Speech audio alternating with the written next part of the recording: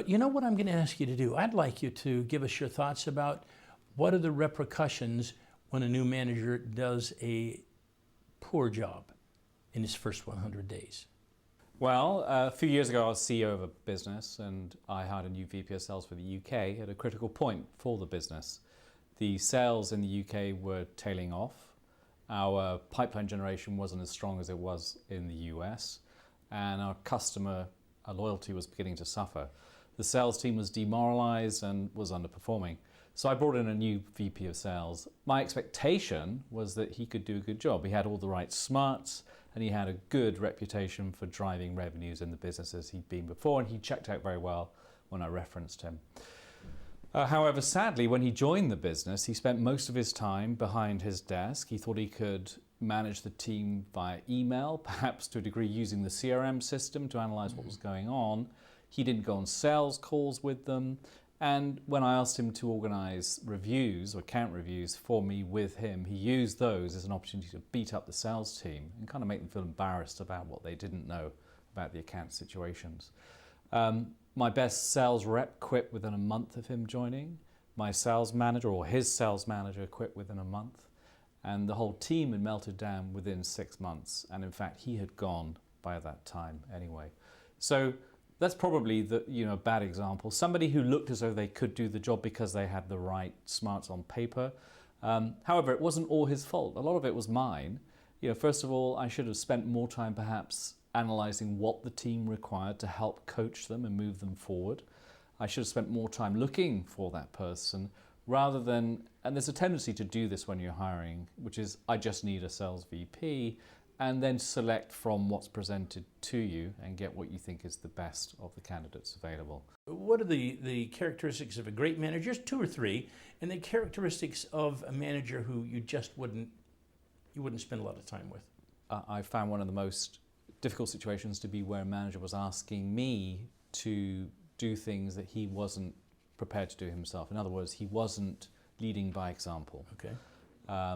And in the case of the lousy manager in the first 100 days, a manager who thinks that he can drive the sales force from behind a desk or via email is, to my mind, not doing his job. He needs to be leading from the front. He needs to be in the trenches alongside his people.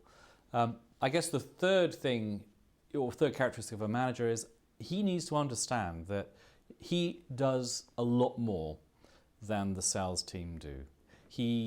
My general view is in sales management that you have to spend the golden hours out with your sales guys and coaching your sales guys.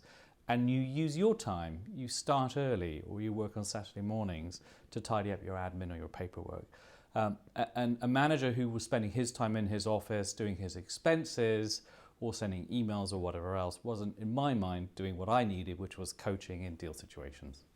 What's the difference in a sales manager's job and a salesperson's job? Your job is no longer to build glory for yourself, obviously via your customers and your customer wins, but your job is to build glory for the individuals within your sales team, and you can only bask in that reflected glory. But that has to be something that which you understand and you begin to cherish. You want that. Then don't assume that the sales team are like you, the sales team that you're inheriting are like you. Don't assume that they want to be like you just because you are or were the top performer. These guys will all have different motivations. They'll all have different ethics. They'll have different codes of conduct and different, to a degree, professional behavior. It's your job, and it's absolutely your fundamental job, to get alongside them, understand what motivates them, and understand how you can help them achieve the things that matter to them. I guess the next thing to bear in mind is that having come from being the top performer in the sales company and always getting the accolades, is that you're looking after a team. You could be looking after a team which has been failing, and you've got to get used to the fact that failing less in itself can be an achievement. So start celebrating the minor successes as you rebuild the team. You're not going to get overnight success. You're not going to hit your quota within the first quarter. It may take you, many quarters or several years to get that team up and running. And that may mean that you have to certainly coach the team. You'll certainly need to train the team. You may even have to replace 1 or 2 members of the team. The next piece of advice I would say is your job is about understanding them, understanding their motivation, and helping them reach their objectives. And that's all about the training and the coaching that you're going to give them.